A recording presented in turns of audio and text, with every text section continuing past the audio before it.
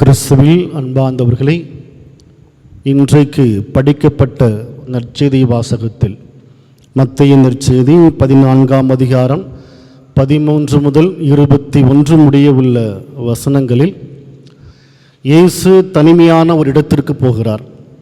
அவர் போவதை கேள்வியுற்ற மக்கள் இயேசுவுக்கு முன்னதாகவே அவரை தேடி அங்கே போகிறாங்க.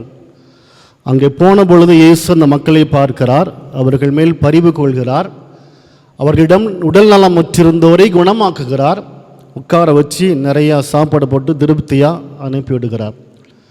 அன்பார்ந்தவர்களே, இயேசுவை தேடுகிற பொழுது இந்த மக்கள் எந்த ஊர்லேருந்து வந்தாங்கன்னு தெரியல, எவ்வளோ தூரம் வந்தாங்கன்னு தெரியல. அதனால் இயேசு எங்கே இருக்கிறார் என்பதை கண்டுபிடித்த உடனே அதை கண்டுகொண்டு அவரை தேடி போகிறாங்க.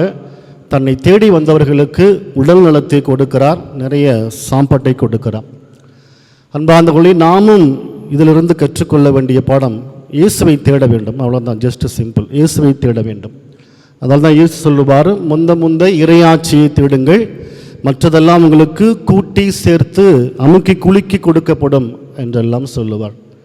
தன்னிடம் நிறைவாழ்வு பெற என்ன செய்ய வேண்டும் என்று வந்த ஒருத்தரிடம் அவர் சொல்லுவார், போய் கட்டளைகளை கடைப்பிடியும் என்று சொல்லுவார்.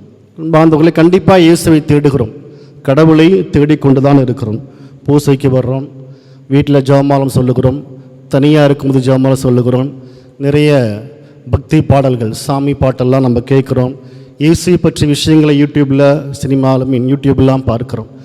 ஆனால் உண்மையிலேயே இயேசுவை முழுமையாக தேடுகிறோமா அல்லது எப்படி தேட வேண்டும் என்பதற்கு இந்த செல்வந்தன் அந்த இளைஞன் இயேசுவை சந்தித்த பொழுது கேட்டான் பார்த்தீங்களா, ஆண்டவரே, நான் நிலைவாழ்வு பெற என்ன செய்ய வேண்டும் அப்படின்னு கேட்டதற்கு இயேசு சொன்ன வார்த்தை, ஓகே, போய் கட்டளைகளை கடைப்பிடியும், நீர் வாழ்வீர் என்று சொல்வான்.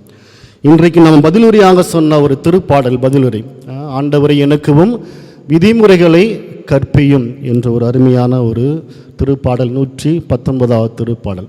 இந்த 119வது திருப்பாடலுடைய முதல் வசனத்தில் 2வது பகுதியிலே ஆண்டவர் திருச்சட்டப்படி நடப்போர் பேறு பெற்றோர் என்று கொடுக்கப்பட்டிருக்கும். உண்மையில் அன்பார்ந்தவர்களே, கோயிலுக்கு வரணும் கண்டிப்பாய், ஜெபமாலை சொல்லணும் கண்டிப்பாய், நிறைய ஆன்மீக காரியங்களை நாம் செய்ய வேண்டும், பார்க்க வேண்டும், பேச வேண்டும், உண்மைதான்.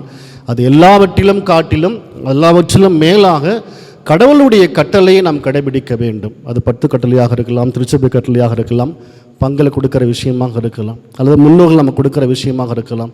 கடவுள் சார்ந்த விஷயங்களை, கடவுளை சார்ந்த கட்டளைகளை கடைபிடிக்கிற பொழுது கடவுள் நமக்கு எல்லா காரியங்களையும் செய்வார். அதுதான் விவிலியம் இப்படி கூறும், திருச்சட்டத்தை கற்றுக்கொண்டு அதை மற்றவர்களுக்கு கற்பிப்பவர் விண்ணரசில் மிக பெரியவர் அல்ல, மாறாக அதை கடைபிடித்து வாழுகிறவர்களே விண்ணரசில் மிக பெரியவர்கள் என்று சொல்லி திருவழி நம்மளுக்கு சொல்லப்படும். அன்பார்ந்தவர்களை கண்டிப்பாக இயேசுவை தேட வேண்டும், இயேசுவின் ஆசீர்வாதத்தை பெற்றுக்கொள்ள வேண்டும் என்றால் அவருடைய கட்டளைகளை, கடவுள் கொடுக்கிற கட்டளைகளை கடைபிடித்து வாழ்வோம். அதற்காக தொடர்ந்து ஜெபிப்போம்.